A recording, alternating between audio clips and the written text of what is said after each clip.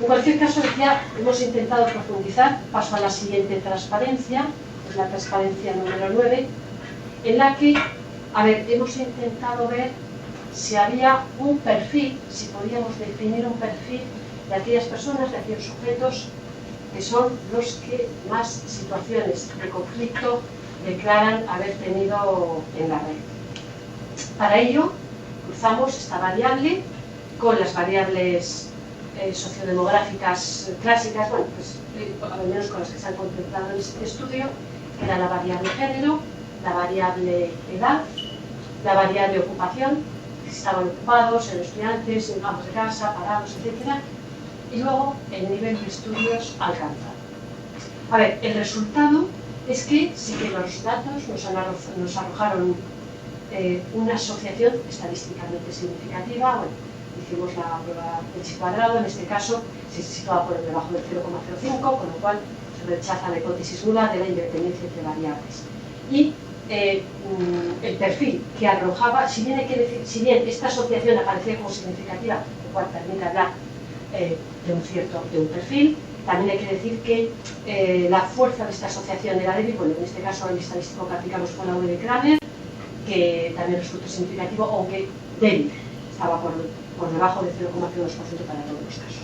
Bueno, el perfil que arrojan estos datos es principalmente varones, adolescentes, es decir, de nuestros grupos de edad son los más jóvenes, los que se asociaban mayoritariamente con esta situación de conflicto, los estudiantes, es decir, no trabajadores ni parados, ni ocupados, ni demás, estudiantes, y luego respecto al nivel de estudios, los que tenían un menor nivel de estudios, los que habían alcanzado un menor nivel de estudios. Ojo, al principio quizás podría parecer un poquito contradictorio cuando decimos estudiantes de menor nivel de estudios.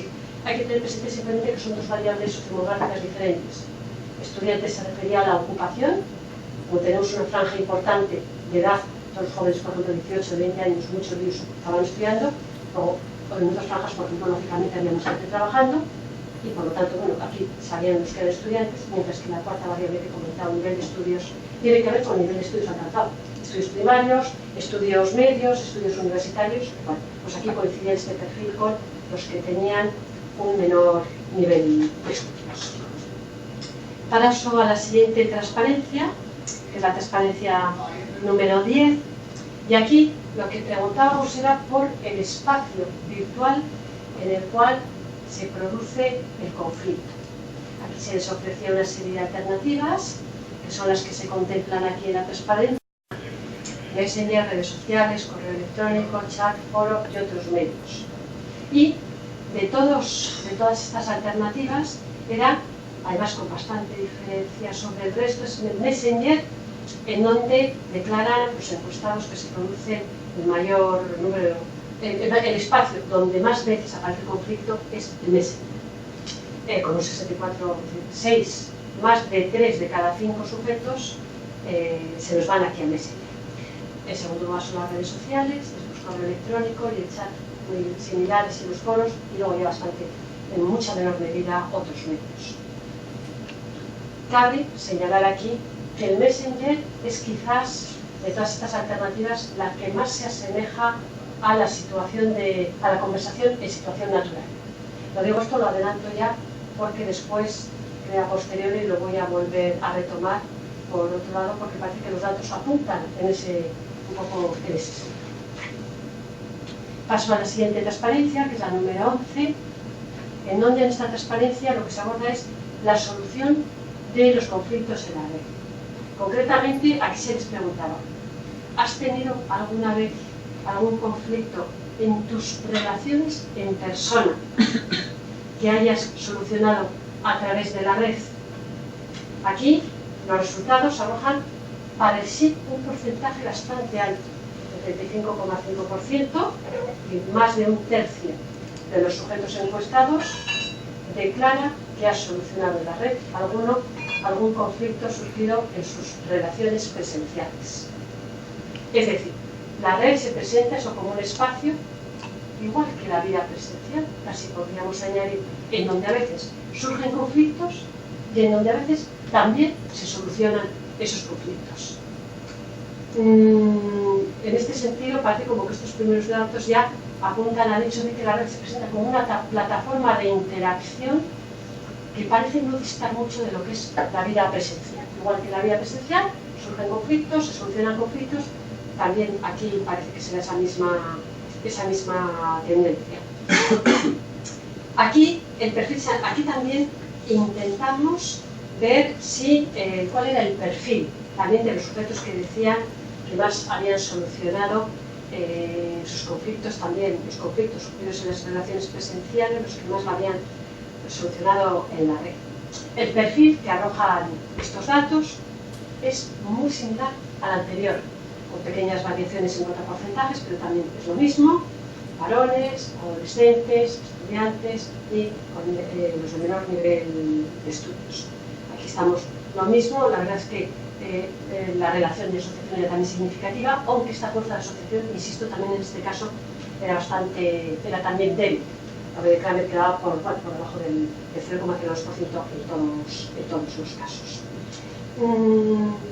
Al hilo de esto que estoy diciendo, a ver, no figura en la transparencia, pero lo añado ahora, y también precisamente al hilo antes de ayer, el lunes se presentó aquí en Madrid, quizás alguno de vosotros también lo habéis leído, se presentó, apareció ayer en todos los medios, los primeros resultados del un informe que es europeo.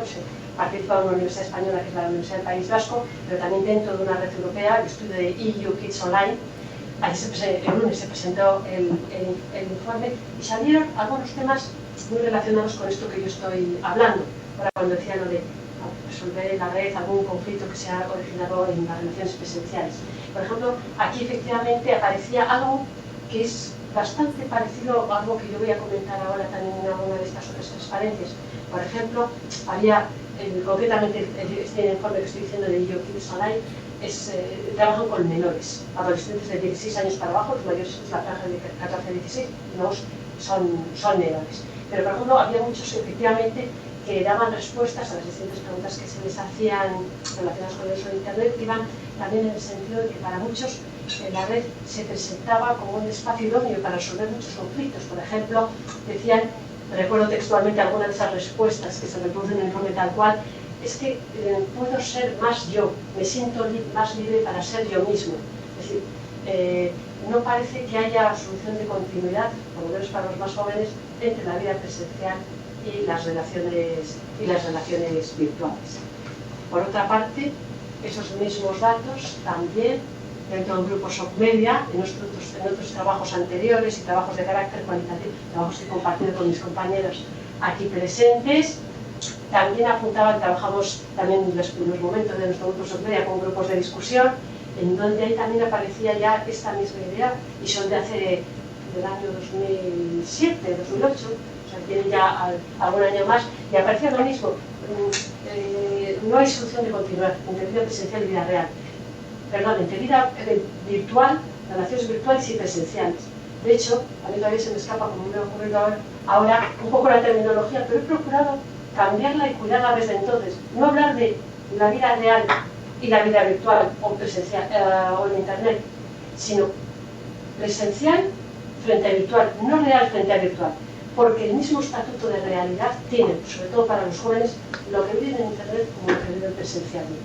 Esa distinción somos los inmigrantes digitales de generación, los que quizás nos cuesta más verlo todo o darle el mismo estatuto de realidad, porque bueno, al fin y al cabo algunos que somos hijos de la televisión y no del ordenador. Entonces somos esos inmigrantes digitales, y parece que por lo menos a mi generación, y cuando aquí ahora ya, por experiencia propia, sí que para mí no siempre lo tengo a la misma altura, pero no para los jóvenes.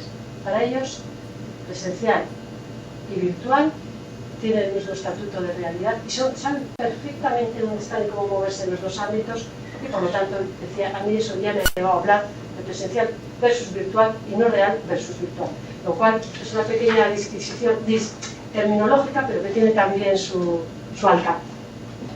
Paso a la siguiente transparencia, estoy en la transparencia número 12. En esta transparencia, bueno, se les preguntaba un poco, también es casi correlativa de lo anterior.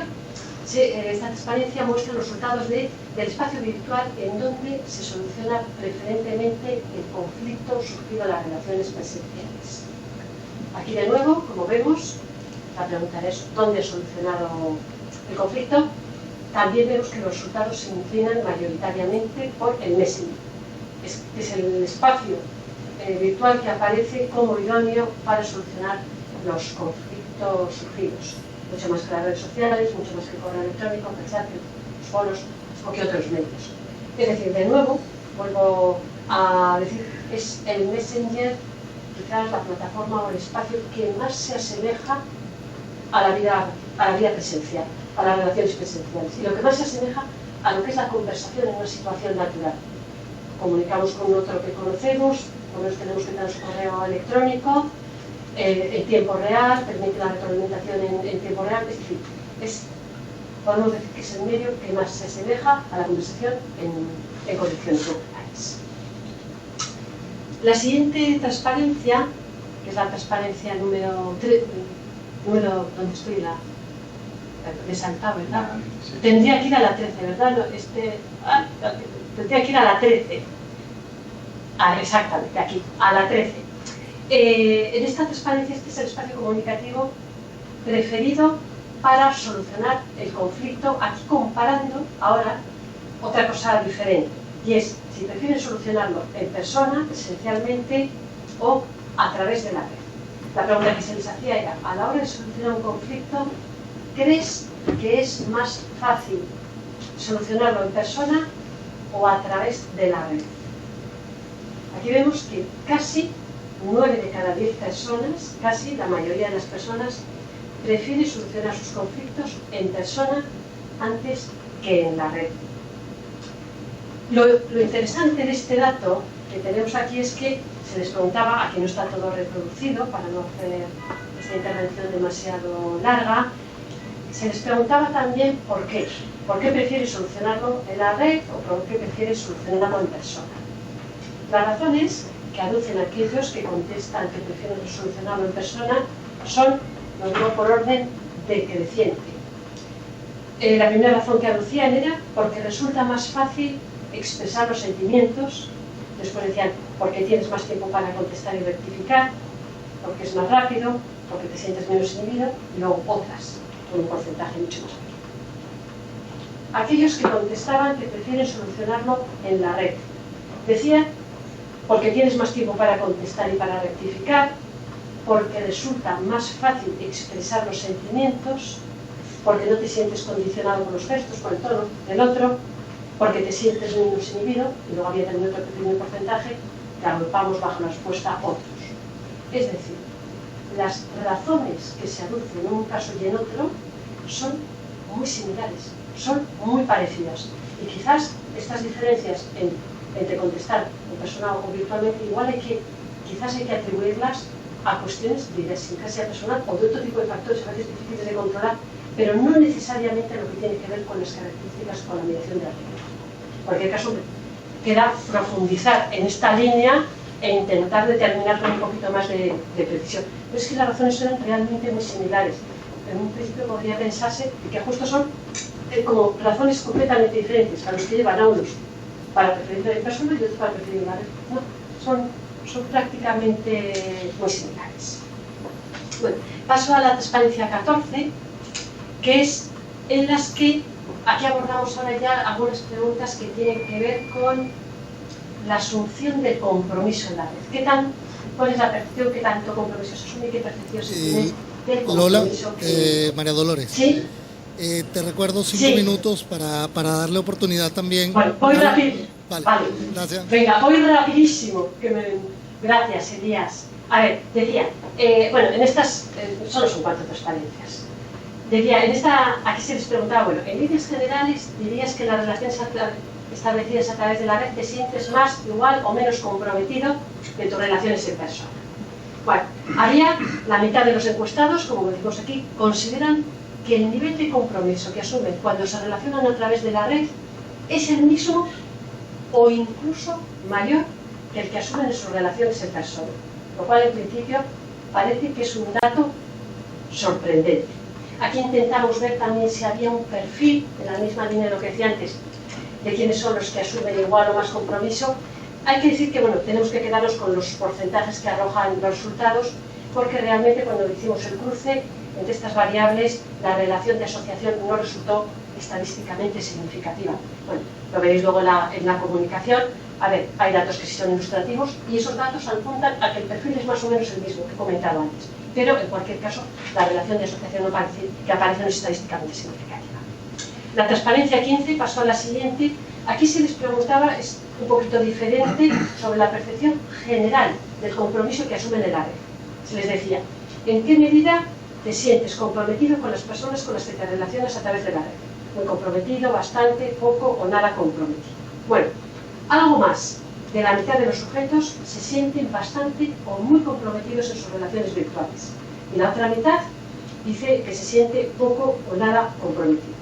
Es decir, en general, la percepción del compromiso que se contrae en la red podemos decir que es importante. No parece indicar, estos datos no parecen indicar que la mediación de la tecnología sea algo que mitigue esta percepción del compromiso. El hecho de que sean relaciones virtuales no hace que se sientan menos comprometidos. Desde luego, es difícil explicar por qué unos sí, por qué otros no. Nos queda profundizar en ello. Quizás aquí sí que se podrían, me imagino que se pueden aducir tentativamente razones de idiosincrasia individual o de recelo en algunas personas, el recelo que puede despertar la comunicación mediada con ordenador, o el fetichismo con el que nos enfrentamos a la tecnología, con las experiencias previas, la desigualdad en las destrezas que se adquieren, o quizás aspectos psicosociales de los sujetos que son realmente difíciles de evaluar. A ver, a partir de estos resultados, lo que nos planteamos, dijimos, bueno, quizás, a ver, aquí hay unos sujetos que se sienten muy o bastante comprometidos y otros que se sienten poco o nada, paso a la anteúltima transparencia, pero quizás esto se debe, porque contemplando el estudio en su conjunto, a ver, la mayor parte de las personas, cuando les preguntamos en otras partes del cuestionario, ¿usted con quién se relaciona en la red? La mayor parte decían que con familiares, con amigos, con compañeros, con conocidos y algunos con desconocidos. Entonces dijimos, bueno, presupusimos en principio que aquellos que se sienten más comprometidos son, claro, si mayoritariamente se relacionan con familiares, con amigos, obviamente, pues lógicamente se sentirán más comprometidos. Entonces, a fin de testar esta hipótesis, lo que hicimos fue, a posteriori, construir una nueva variable a partir de estos resultados, de manera tal que los resultados que tenemos son estos que muestran la transparencia. Entonces aparece este grado de compromiso, mucho, poco compromiso en las relaciones virtuales, pero comparando entre aquellos que se relacionan con personas cercanas, pues amigos, familiares, frente a los que se relacionan con desconocidos. Y este fue el resultado que más nos sorprendió, porque claro, cuando vemos a los que se relacionan con desconocidos, sí que vemos que casi 3 de cada 5 encuestados se sienten muy o bastante comprometidos. Por lo tanto, hemos tenido que rechazar esta hipótesis de partida que decíamos que realmente es la cercanía y la implicación en las relaciones la que hace que te sientas más o menos comprometido. No parece que vaya por ahí. La siguiente transparencia, que es la última antes de las conclusiones, también es otro cuadro que muestra también otros resultados que van en esta misma línea. Aquí se hacía, retomando lo que he dicho al principio, solamente que comparando, decíamos, en líneas generales, dirías que las relaciones establecidas a través de la red te sientes más, igual o menos comprometido que las relaciones en persona, es decir, comparando relaciones virtuales y en persona. Bueno, pues aquí de nuevo vemos que los que se relacionan con desconocidos, o sea, presentan un porcentaje altísimo de verse más comprometidos en las relaciones virtuales que las relaciones presenciales.